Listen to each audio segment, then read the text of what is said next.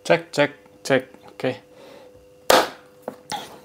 Oke, balik lagi dengan saya. Oke, lama banget nggak upload video.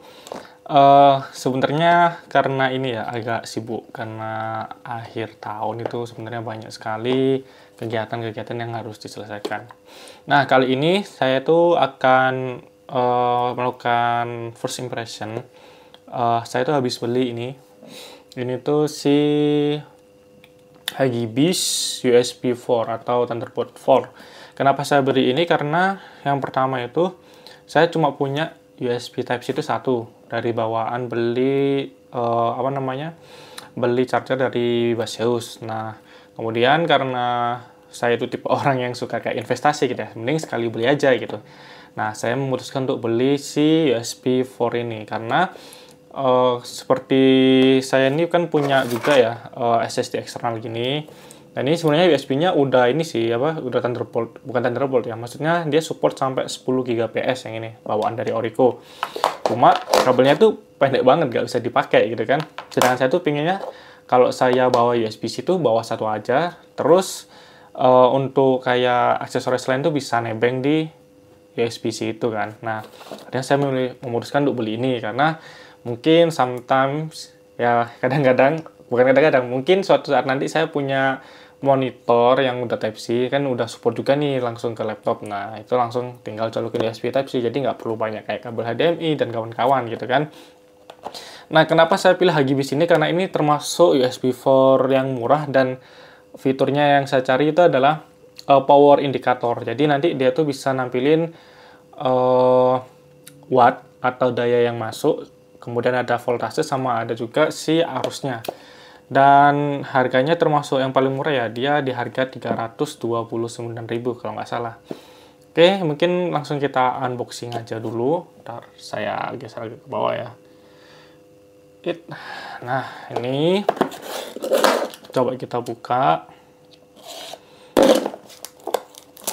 Nah, ini saya belinya tuh di official store-nya, di Hugibis official store.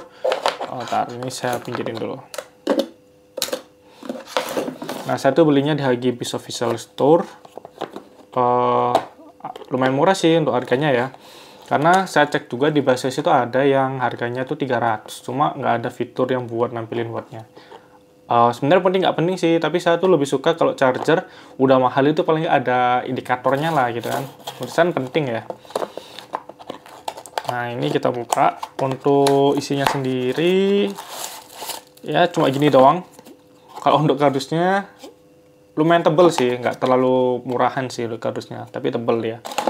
Dan untuk isinya cuma gini doang, cuma kabel dibalut sama plastik ini. Tapi ini jujur plastiknya ini bukan yang kayak plastik murahan gitu ya. Jadi lumayan lah gitu. Nah, ini Type-C-nya dan sayang banget cuma ada warna hijau yang kayak gini tuh. Seharusnya kan ada warna-warni gitu kan, bisa kita milih. Saya pilihnya yang versi silikon. Ini ada dua versi, kalau nggak salah itu ada versi braided sama yang versi silikon. Ini yang versi silikon panjangnya itu 1 meter. Oke, nggak terlalu panjang, cuma di sini kalau lihat ya ukuran kabel ini tebal banget ya. Oke, bentar saya ambilin dulu Type-C saya. Nah, ini tuh Type-C saya yang dari si Baseus. Kelihatan nggak ya? Ini bawaan sih, dia bisa sampai support 100 watt. Ukurannya cuma segini doang dia. Lihat nih. Oke, fokus nggak ya? Nah, nanti saya bikin viral lah kalau nggak fokus. Nah, terus ini yang dari Hugibis, dia tebal banget. Yang ini sampai 240 watt. Yang ini cuma 100 watt dan speed rate-nya ini cuma 480 Mbps. Sedangkan ini hingga 40 Gbps. Gila banget gak tuh? Nah, dan di sini ada indikasinya nanti ya. Di bagian sini. Nah, menurut saya cukup happy ya karena ini kabelnya tebal banget. Serius tebal banget nih, lihat nih.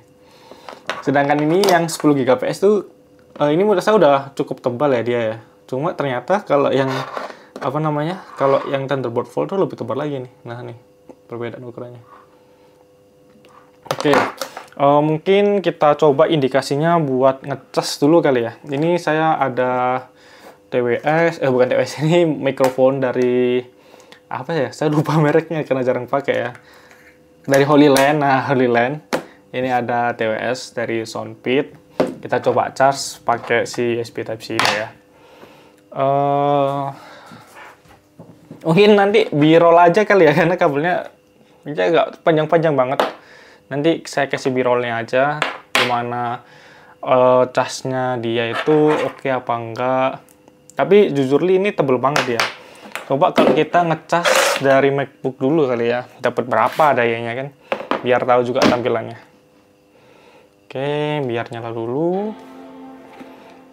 Ini gila sih, ini tebel banget. Dan untuk kalau kita lihat sih kualitas potongannya dia rapi ya. Terus ini agak tebal tapi sebenarnya agak mengganggu ya, karena kalau si depannya ini tebal tuh biasanya kan agak nyangkut ya kalau di bawah ya. Dan ini saya coba di MacBook Air M2. Oke, dia nggak terlalu mepet bawah sih. Terus coba kita cas ya ini. Oh, ini keluar nih. Dia langsung keluar nih. Baca dia. Ini bacanya 1 ampere 5 volt, berarti 5 watt ya dia. 1,0 ampere 5 watt nih. Kelihatan ya? Nih, coba. Kayaknya nggak kelihatan ya. Cuma untuk indikasinya sih oke sih dia. Bagus. Kemudian kalau buat kita ngecas TWS, oke, di sini kebaca 0,5 ampere. 5,2 volt, 2,6 watt. Nah, ini. Oke. Nah, itu dia kenapa saya beli charger kayak ginian, karena ada indikasinya. Karena gini, banyak orang itu yang nganggep kalau misal nih, saya beli charger gede 30 watt, terus kemudian yang kayak TWS gini kan biasanya dia cuma butuh daya kecil ya. Nah, takutnya katanya orang-orang tuh meledak lah atau apalah gitu.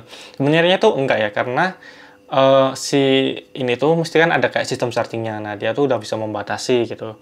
Dan charger kita pun udah mulai canggih. Dia mungkin ada fitur cut off atau apa gitu. Nah, oleh karena itu saya tuh pingin tahu gitu. Misal saya pakai charger 65 watt. Nah, masuk ke sini tuh berapa watt sih, berapa volt, berapa ampere gitu. Apakah aman kah kalau pakai charger itu? Nah, makanya saya beli yang sekalian ada indikasinya. Kalau teman-teman mau yang lebih murah itu ada dari mereknya Baseus, Type-C to Type-C, panjangnya 1,2 sampai 2 meter, harganya itu 100 sampai 130 kalau nggak salah. Cuma dia itu supportnya 100 watt, 480 Mbps. Ya nggak bisa buat display sih. Cuma kalau buat indikasi doang masih oke. Tapi itu cuma bisa nampilin daya ya. Sedangkan ini bisa daya, arus, sama tegangan. Oke, mungkin sekian dulu first impression-nya. Nanti akan saya review lebih lanjut untuk pengalaman saya menggunakan USB dari Hugibis ini. Terima kasih sudah menonton. Sampai jumpa di video selanjutnya.